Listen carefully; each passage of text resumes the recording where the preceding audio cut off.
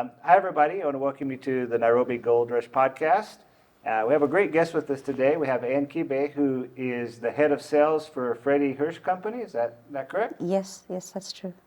So we're excited to have you here today because the last podcast we did, we were talking about barbecue and the great BBQ festivals happening here in Nairobi. Yes. And so now we went directly to the source of the spices that is making this possible. So welcome, Anne, and glad to have you here with us. Thank you very much. It's a pleasure to be here. So, I mean, maybe start out, just tell us, what is Freddy Hirsch and is that how you say it, Freddy Hirsch? Yes, Freddy Hirsch, you're saying it correctly. Freddy Hirsch is a South African-based company. It's been in existence for 69 years with very many branches, 13 branches in South Africa and 8 branches in Africa. We also have roots in North America and South America. And then Kenya is the last born. Kenya has been in existence for 3 years now, going to be 4 years in January. Nice. Okay. So and what's the specialty of the company? Like, what do y'all specialize in? Our specialty is spice blends. That's 80 to 90% of our manufacturing section. We focus on spices, seasonings, and complete spice packs for production of value addition products.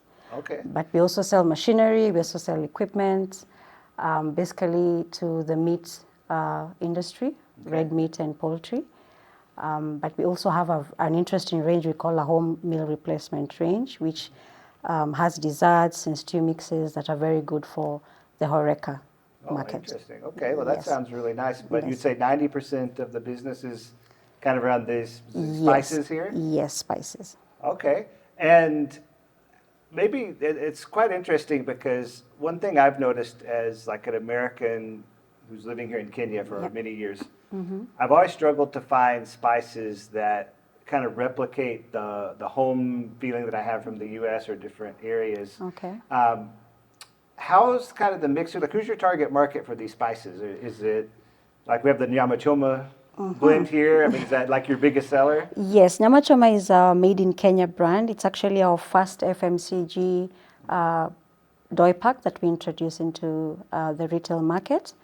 Our target market was mainly the B2B, the restaurants, the barbecue, grill masters, butchers, and people and customers who want to produce sausages and burgers.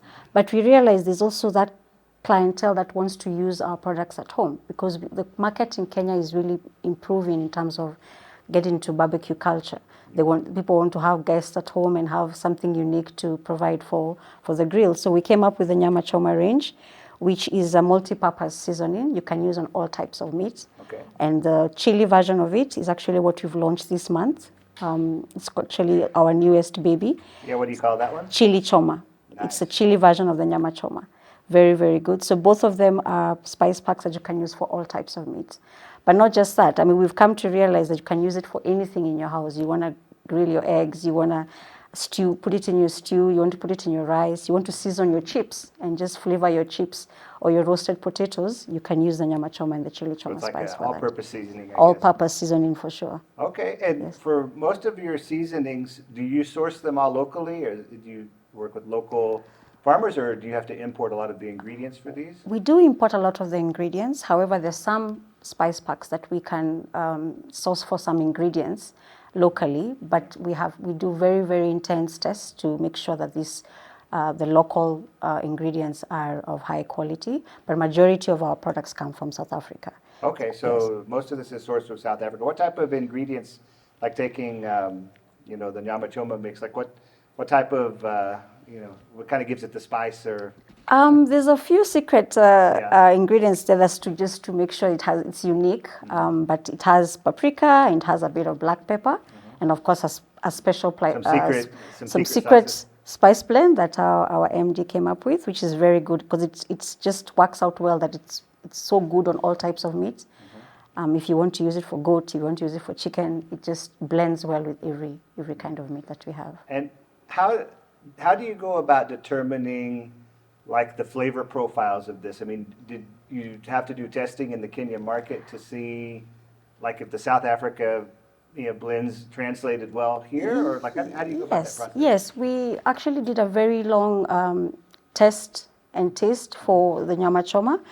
South Africa, the taste profile is very salty, and Yeah. Kenyans for sure don't like too much salt. And you find some of the spices when a customer tastes them, they say, "Oh, this is a bit salty," but actually, that's the flavor profile of South Africa. But for the Nyama Choma and Chili Choma, there's a very long period of testing done, doing different trials with different clientele from all over the Kenya to get the perfect spice mix. That now what we have here is what everyone definitely loves. It's a balance of the salts, a balance of the spices, balance of everything. Yeah. Yes. How do you go about that testing? Do you do it at a restaurant? Do you do it at a mall? Like This one was it's very niche, very inclusive. It was to specific customers, just giving them a trial to taste how the product was. Some of it was done with outside clients to test on meat. So it was a closed kind of trial and testing, but it gave very good results because what product came out at the end is what everyone has loved. Yeah. Anyone who tries Nyama Choma just loves it. Okay. Yeah. And then you have a few other brands here. Do you want to tell us about the different types of? Yes. Yeah.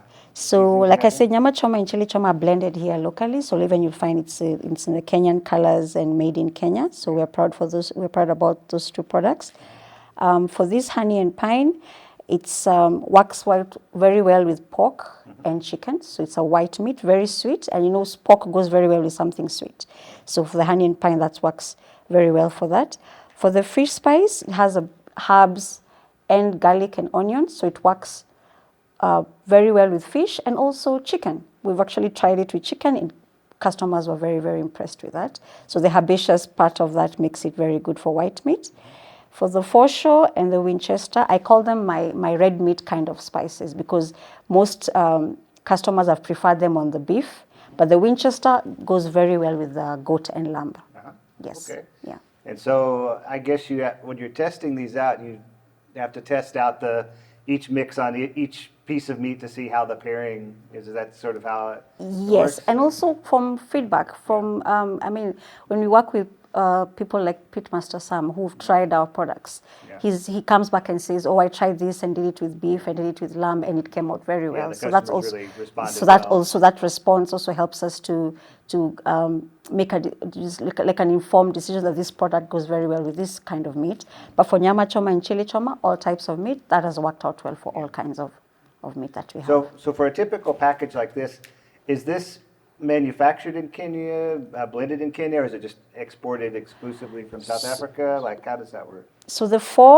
honey and pine, fish spice, foreshore, and Winchester, those we get from South Africa. Yeah. But for Nyama Choma and Chili Choma, we're doing them locally. We're blending them here locally. Okay, So, and so when you blend them locally, I guess you have your own manufacturing facility? Is yes, that we how- do. We have yeah. a manufacturing facility at Sukadi Complex along Mombasa Road. Like I'd mentioned before, we've been there for 4 years. And we don't just blend the two spices, we blend a lot of different spices for many of our customers who require them here in Kenya. Yeah, do you do any kind of custom mixes or just the prepackaged? We do custom mixes Yeah. for specific clients. Give 'em a So big order. if we sign an agreement with you that we'll do for you a custom made spice pack with of course the MOQ attached to it, we do that for you. So custom blends are for only specific customers and we cannot sell them to anyone else. Okay. Yes. No, that's pretty interesting. And you mentioned you also do some other kind of side businesses outside the spices, right? You have some. Yes. I think I saw online. Maybe I'll do some things with sausages and different. Yes, because we realize as much as we're selling to the customers spices, they also need a machine or an equipment to produce the product. So we also have that section of our department where we sell equipment, mincers, sausage fillers, sausage making machines. So we just to supplement the production and usage of the spices that we sell. We also sell merchandise that is used in the butchery. So a lot of our equipment is leaned towards the butchery and meat industry. Yeah. But like I also mentioned, we're also trying to get into the hotel industry through desserts and sweets, basically, and cheap seasonings.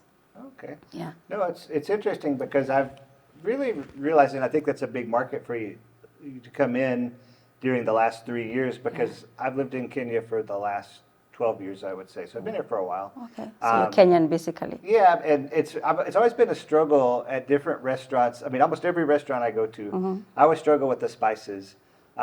Maybe the spice they use is too spicy. Yeah. Or maybe it's not spicy enough. Maybe Yeah. it's like I've seen a lot of, even like the fancy restaurants, places, I've really seen a struggle with just the right spice mix, which is I just found to be very interesting. Like I've never really seen like there's some places that do pretty well, but I think I've always kind of struggled. So maybe there's a good market to kind of have some really professionally blended spice to kind of help with that exact mixture. Yes, yeah, I think that's our strength in terms of developing spice blends.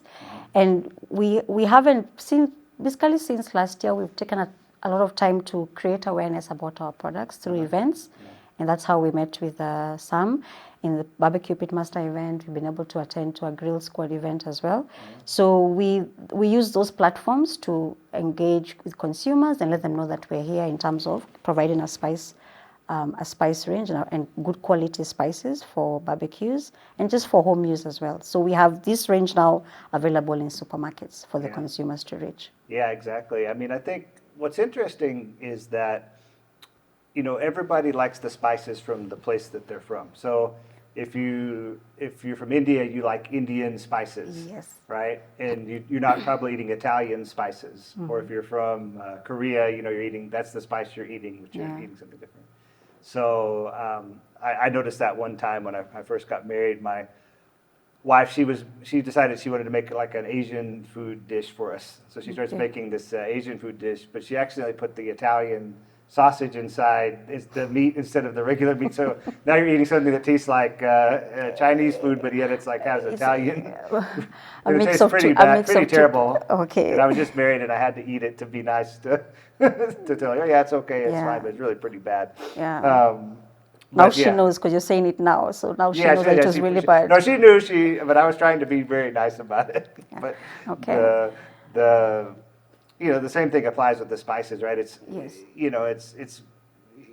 spices aren't necessarily bad or good. It's like it's relevant to the market that you're in or the taste profile, I guess. Yes, and you need to also know how to use them because, of course, if like for the Nyama Choma, we've recommended 20 grams per 1 kg of meat. So if you overuse it, you'll find it's too spicy. Then you'll blame the spice and say that's the reason for it being affecting you in any way. So you have to also understand the usage. And of course, yes, the taste profile is important. You may want it very chili, and you can decide to have it more chili for yourself. Sure. Then if you don't like it chili, you use less of it. So it's important to understand what the taste profile is for your consumer as well as for yourself. Yes. Yeah, I'm surprised that I see that y'all came up with the more chili version here because I usually don't think of the Kenya market being a very chili consumer. It's very interesting. The Kenyan market actually likes chili. When we came up with the chili version, we did one event, the Nairobi Street Food Festival event, and during that event, we got customers asking, "Don't you have a chili version? Why don't you have chili? We wanted more chili," and it was very surprising. So the next event we did, we had a sample of the chili choma, and the feedback was just amazing. Everyone was enjoying it. Some of them were even asking for more chili. It is the young age that prefers the chili as opposed to the older generation. Yeah. So yes, there is a market for chili, a very big market in Kenya for that. Do you have any restaurants or businesses that you can talk about that use your products? Yes, Radisson Blue buys a number of spices from us. Simbisa also buy quite a big range of spices from us. In terms of big companies that we work closely with to develop their products, we also work with Kenchik for a very long time. So yes, we've been. The big businesses know us because they've known us for so many years. Yeah. But right now, what we're looking at is just to get the consumer to get to know us and try out our 200-gram range. So when buying like one of these packets, are they available in local supermarkets, or do you have to go through a special online? Like how do you get the packets? They are available in local supermarkets. We have them in Naivas, we have them in Quickmart, we have them in Chandarana, and we also have them in Clean Shelf supermarkets. Okay. All right, so you've got quite a range of markets that... Yes, and we hope to even expand the market even more. Yeah, well, if you're the Carrefour listening or I'm hoping Carnivore is listening. Yeah, we got some good Yes, products that yes. everybody's Hopefully wanting we'll these be days. there. Hopefully we'll be speaking about that in the next coming time. in the Yeah, next exactly. period, So you're looking for new markets to sell this, but it's available, I guess, across Nairobi, basically. Yes, I mean with the supermarkets that we mentioned, they are all over Nairobi and all over the country as well. So yes, if they need them, they will definitely get them at affordable prices. The Nyama Choma is at $2.99 retail price, as well as the Chili Choma, and for the others, the retail price is $3.29. Okay. Yeah. And so how do you kind of, as a head of sales, I'm assuming you kind of get involved in pricing decisions sometimes. Yes, These things. So yes. how do you decide how you're going to price these type of? Okay, for this one, we're very strategic. We noticed that there were very few 200-gram packs in a doi pack kind of packaging. So we wanted to come into the market with a price where the consumer can feel the value for money, that they're buying a 200-gram pack at $2.99, and probably they'll buy a similar kind of size of 200 grams at a higher price. So we wanted to come in at an affordable price. The customer can feel this is something they're getting for value for money. More quantity at a less price. Because usually the spices I get just come in those little jars, you know, like what's that, a 50-gram pack? Or had 50 grams and 100-gram packs. Yeah. And we wanted to go with a doi pack because, of course, South Africa also have the doi pack range, which is very, very popular in South Africa. And we felt we also wanted to introduce the same for Kenya. Yeah. So I guess one of these 200-gram packs would last quite a long time. I guess how much would, like, somebody, if they're having a big barbecue, would you put on a? I would say it depends on the usage. I mean, for someone who's barbecuing every weekend, probably this pack would last them 2 weeks if they barbecue, because like I said, it's 20 grams per 1 kg. On a personal level, myself, I use the 200 grams in a month, and by the end of the month, I need another pack. So it depends on the usage. Yeah, they say you can never use enough spice on. Yes. Sometimes you may find yourself wanting you'll buy a pack every week. I mean, if you really enjoy it, you'll use it on everything. If they're multi-season in Nyama Choma, you use it on every meal that you have in your house, you'll definitely need a pack every week. So as the head of sales, I know you kind of mentioned, we're starting out kind of business to business. Yes. Now you're trying to do the consumer kind of. What's kind of the mix of customers that you're going for right now? I mean, are you mainly still focused on businesses or? Okay, we are looking to grow the whole market. I mean, we already have B2B in terms of dealing with factories. That was the beginning of the business when we set up in Kenya. Then now we've been able to push into small butcheries and large butcheries who are doing the processing and sell to them spice packs to produce sausages and burgers. Right now we're deep into the retail market with this range. So that is what our focus is and strategy for this year before we close our financial year. And hopefully in the next 6 months, you can be able to go into the hotel industry with the hotel range, because we have quite a number of products that can also work well in that area. Okay, and have you always been in sales? Has that always been your career? Yes, I think I stumbled into sales by mistake when I finished school, and I happened to land into a brand ambassador kind of promoter job, and then I realized that I enjoyed it so much, I ended up remaining in sales. So I've been in sales for about over 15 years. Oh wow, okay. So what type of things were you selling before? Oh, I've sold so many things. From perfumes to I've sold flour and cooking flour. I've sold chicken. I've sold meat and butchery equipment. And I think now I'm at home selling spices at Freddy Hirsch. So is that kind of a natural progression? You moved into the meat and the. I think it just happened coincidentally. Because sometimes when you're in the meat industry, it's a very small market. So I think working with a company that dealt with chicken for a very long time, I was able now to meet people within the same industry.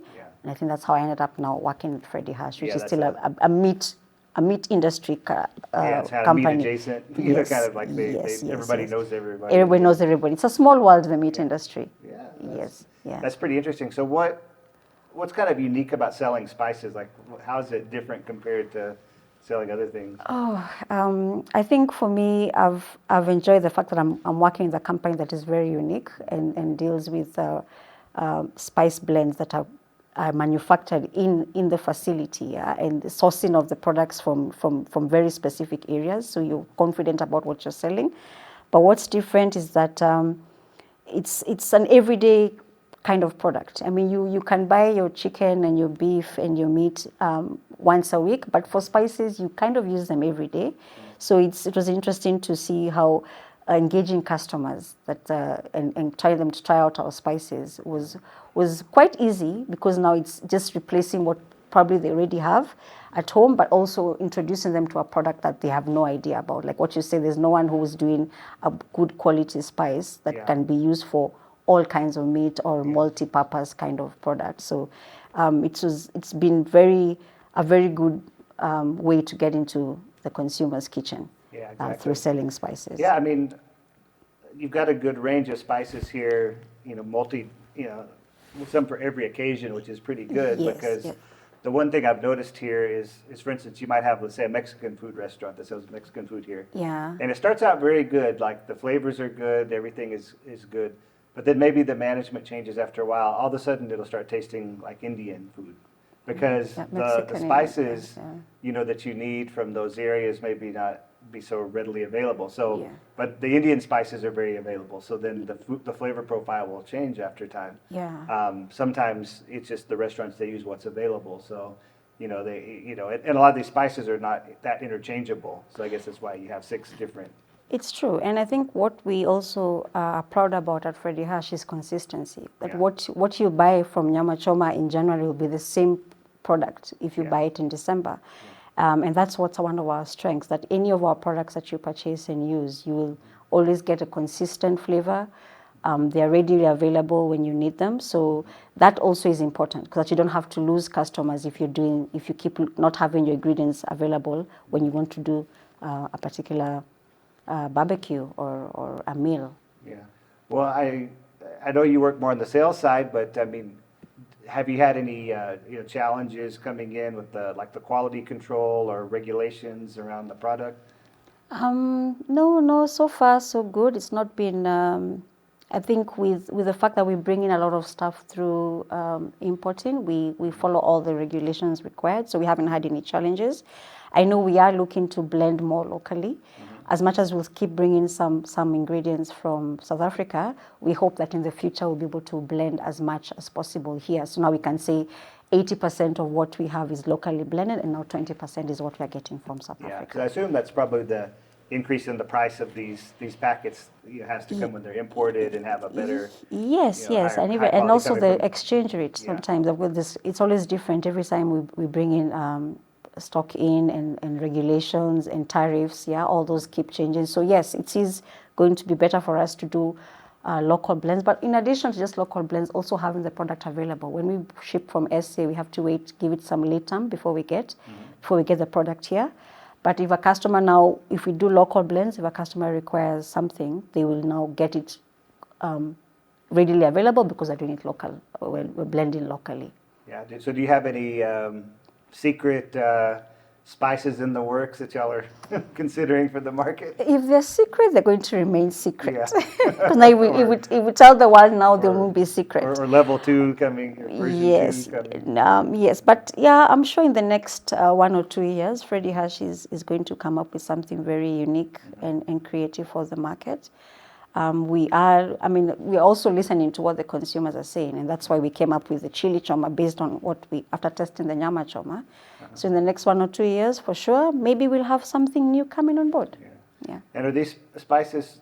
I mean, I'm sure the Nyama Choma isn't sold in Europe, but does the company sell spices throughout a lot of different countries in Africa and in Europe per se, or is it mainly South Africa? No, we sell also in 8 other countries. We are in Namibia, where we have an office in Botswana, in Zambia, Zimbabwe, Nigeria. In fact, Nigeria is very big. It's one of the biggest, and Mauritius. And we've had very many consumers who tried the Nyama Choma here in Kenya go with it to UK and to US, because they like the profile, they like the taste, they like the notes on the product. So maybe next time we'll see our product on the shelf somewhere. Have you done any kind of marketing campaigns that you found that have worked well here, or is it kind of more business focused? We've been business focused in the beginning, but where we've been doing a lot of creating awareness is through the events that I mentioned. So Yeah. we focused on that. But hopefully in the next couple of months, we're able to do like a great campaign for these specific toy packs, because now they're in retail. We are running a promotion for the month of November in some of the retail stores, so the customers can look out for a very good price discount on the Nyama Choma and the Chili Choma. And how do they know your products? It just says Freddy Hirsch on them somewhere? Yes, it says Freddy Hirsch Yeah. at the front for the Kenyan products, also some of the South African products, but all the price tags in the branches have the name Freddy Hirsch.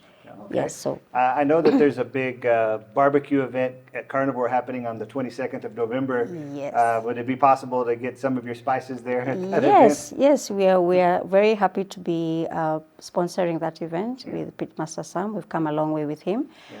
So yes, we'll be having our 200-gram packs on sale at the event, and the meats that will be sold at the meat village will be spiced with the Freddy Hirsch spices. So we have Carnivore, the biggest meat event happening in Yes, Nairobi, yes. and y'all will be And Freddy Hirsch spicing the spices. meat with the spices here. So that's a pretty Yes. exciting thing. So I think Very people should come exciting. 22nd November and really try to get a few packs of this. Yes, to take they'll get home. a few packs, and they should enjoy the meat, because the meat will all be flavored with Freddy Hirsch spices. Oh, nice. Okay. yeah. Well, I mean, what other insights would you have about selling this type of product? I mean, what have you learned through this whole experience?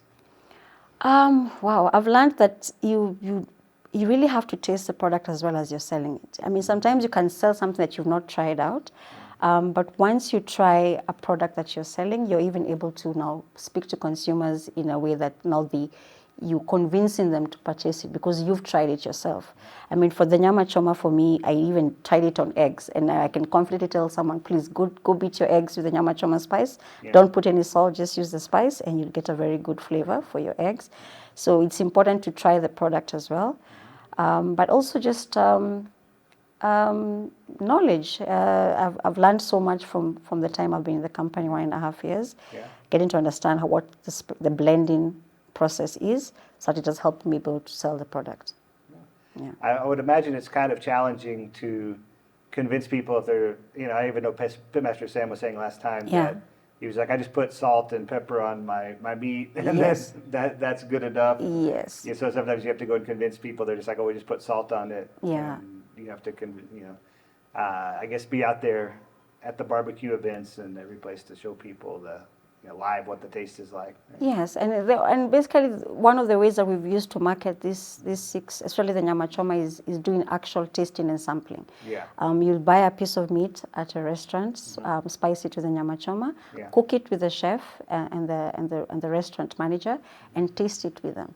I mean, without them tasting the product, they will not be able to move to the next stage of the selling process. So it's been very important to do that sampling, to let people try out and taste it, because they cannot know the product unless they've actually put it in their mouth. The product breakdown that you have, is this about 90% of your sales, the standard Nyama Choma? No, not yet. We hope so. We hope in the next... It's the new product coming in? It's the new product. It's the new kid in the block, I guess I can say that. But we hope in the next couple of years, that will be our number one seller. But for now, in retail, from the 6 SKUs, Nyama Choma is the number one.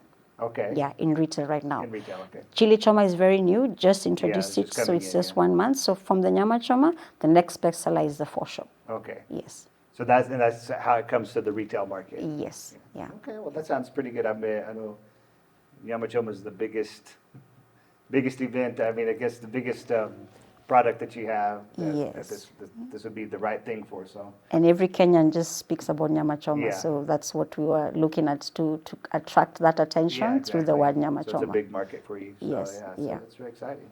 Well, that's really good. Well, I think that's about all the questions that I have for you right now. I think it's very exciting, though, to see that we're able to start grinding, or I guess mixing spices here. Yes. And start to grow that market so that everything comes together, the barbecue, the spices. It seems like that industry is just like growing exponentially now these days. It is. It's so interesting. Every other week you'll see there's a barbecue event happening over the weekend. And we hope that now the barbecue pit masters and anyone who's doing barbecue even at home will know Freddy Hirsch is here, and we can provide very good spices and seasonings to complement their barbecues. Yeah. Exciting. Well, I hope to see at the Carnivore on the 22nd of November. We shall be there, and we look forward. And try to sample all the different spices that are here and available. Yeah, So, they'll all be available, and we look forward to that event.